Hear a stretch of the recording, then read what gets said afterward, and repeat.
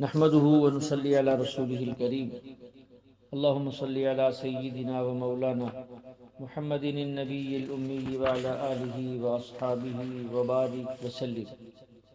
میری معزز خواتین و حضرات، ہمارا آج کا درس سورۃ تغابن، یسبح للہ ما فی السماوات وما فی الارض لہ الملک ولہ الحمد وہو علی کل شیء قدیر۔ شروع میں بتا چکا ہوں کہ 5 صورتیں ایسی ہیں جن کا آغاز تسبیح سے ہوتا ہے۔ ان میں سے 4 صورتیں پہلے گزر چکی، سورۃ حدید، حشر، صف اور جمعہ، اور یہ آخری صورت ہے جو تسبیح سے شروع ہوتی ہے، سورۃ تغابن۔ اس میں اللہ جل شانہ کی وہ تسبیح ہے کہ جو کچھ آسمان میں ہے، جو کچھ زمین میں ہے، وہ اس کی تسبیح کرتے ہیں۔ ملک اسی کا ہے، تعریف اسی کی ہے، وہ ہر چیز پہ قادر ہے۔ اللہ فرماتے ہیں والذی خلقکم فمنکم کافر ومنکم مؤمن۔ اللہ وہ ذات ہے جس نے تمہیں پیدا کیا۔ اس کا تقاضا تو یہ تھا کہ تم سب اللہ کی بات کرتے، اللہ کے ہو جاتے، لیکن ہوا کیا؟ تم میں سے بعض لوگ کافر ہو گئے اور بعض لوگ ایمان لے آئے۔ تو ایسا چاہیے نہیں تھا۔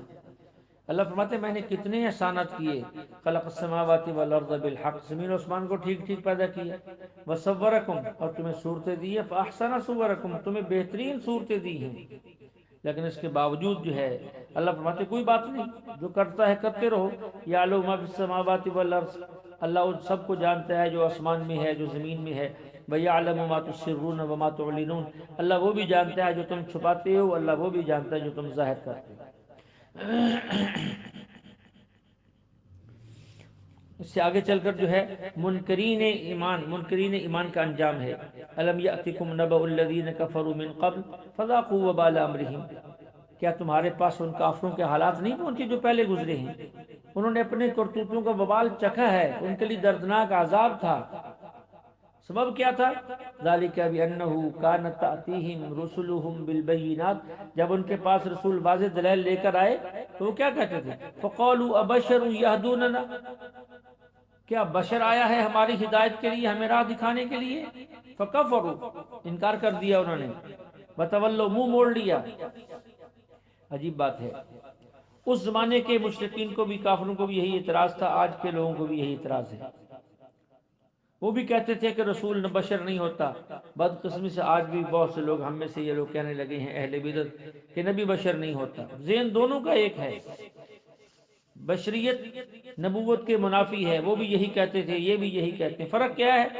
انہوں نے نبی کو دیکھا تھا، انہوں نے نبی کو دیکھا تھا لیکن نبی مانا نہیں۔ انہوں نے نبی کو دیکھا نہیں لیکن نبی مانا ہے۔ بشر کو وہ نہ بشر وہ مانتے ہیں، نہ بشر یہ مانتے ہیں۔ اہل سنت والجماعت کا عقیدہ یہ ہے کہ تمام انبیاء علیہم السلام نبی بھی ہوتے ہیں، رسول بھی ہوتے ہیں، بشر بھی ہوتے ہیں، لیکن یہاں یہ شبہ نہ ہو کہ ہم بھی بشر اور وہ بھی بشر، نہیں، ہم بشر اور طرح کے، وہ بشر اور طرح کے، زمین و آسمان کا فرق ہے۔ جیسے آب زمزم کے پانی سے دوسرے پانی نہیں مل سکتے، حجر اسود کے پتھر سے دوسرے پتھر نہیں مل سکتے، ایسے ہی عام لوگوں کی بشریت انبیاء علیہ السلام کی بشریت سے نہیں مل سکتی۔ اس لیے جو ہے بندے کو اپنے عقائد درست رکھنے چاہیے۔ اس سے آگے مومنین کے انجام کو اللہ بیان کرتے ہیں، یوم یجمعکم لیوم الجمع ذالک یوم التغابن، جس دن اللہ تمہیں جمع کریں گے، اور وہ دن کیسا ہے؟ بڑا خسارے کا دن ہے۔ لیکن ومن یؤمن باللہ، جو ایمان لایا، ویعمل صالحا، اچھے عمل کیے، یکفر عنہ سیئاتی، ہم اس کے گناہ معاف کر دیں گے، جنت میں داخل کریں گے، اس کے نیچے نہریں بہتی ہیں، یہ لوگ ہمیشہ رہیں گے، یہ کامیابی ان کے لیے ہے۔ اللہ نے دونوں کو بیان کر دیا ہے۔ اس سے چند آیتوں کے بعد اللہ فرماتے ما اصاب من مصیبت الا باذن اللہ، دنیا میں جو بھی تکلیف آتی ہے وہ اللہ کے حکم کے بغیر نہیں آتی، اللہ کے حکم سے آتی ہے۔ کیا معنی؟ اس کا مطلب یہ نہیں اللہ چاہتے ہیں کہ اللہ یہ چاہتے ہیں بندے کو تکلیف ہو، نہیں، بلکہ اس کا معنی یہ ہے انسان اسباب تکلیف خود جمع کرتا ہے، لیکن اگر اللہ نہ چاہیں تو تکلیف نہیں آ سکتی۔ عموماً جو مصائب آتے ہیں، مصیبتیں آتی ہیں، وہ گناہوں کی وجہ سے آتی ہیں۔ کبھی بندہ گناہ کرتا ہے تو گناہ کی وجہ سے مصیبت آتی ہے، کبھی تکلیف آتی ہے بندے کے گناہ کے کفارہ بننے کے لیے، اور کبھی جو ہے تکلیف اور مصیبت آتی ہے بندے کے درجات کو بلند کرنے کے لیے۔ اب یہ تینوں میں فرق کیسے ظاہر ہوگا کہ جو مصیبت آئی ہے یہ کیا ہے؟ دیکھیے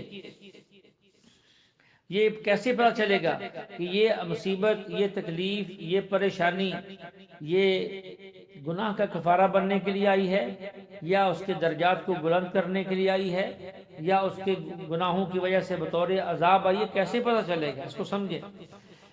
جو مصیبت انسان پر آئی ہے، اگر اس مصیبت آنے سے پہلے انسان گناہوں سے بچتا تھا اور مصیبت آنے کے بعد بھی گناہوں سے بچ رہا ہے، تو یہ مصیبت، یہ تکلیف، یہ پریشانی اس کے درجات کو بلند کرنے کے لیے آئی ہے۔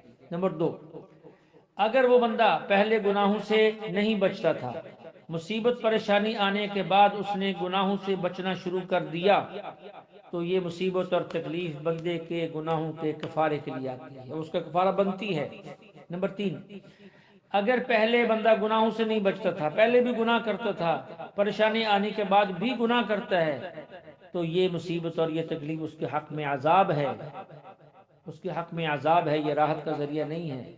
اس لیے بندہ دیکھے میرے اوپر مصیبت آئی ہے میرے کس عمل کی وجہ سے، فوراً اپنے عمل کو درست کرے، اور اگر کوئی بھی ایسا عمل بظاہر نہیں ہے تو پھر یہ اس کے رفع درجات کے لیے ہے۔ اللہ جل شانہ ہمیں جو ہے ہر وقت ہر لمحہ اپنی ذات کی طرف متوجہ رہنے کی توفیق عطا فرمائے، اور اپنے کلام کو سمجھ کر عمل کرتے ہوئے دوسروں تک پہنچانے کی توفیق عطا فرمائے۔ وآخر دعوانا ان الحمد للہ رب العالمین۔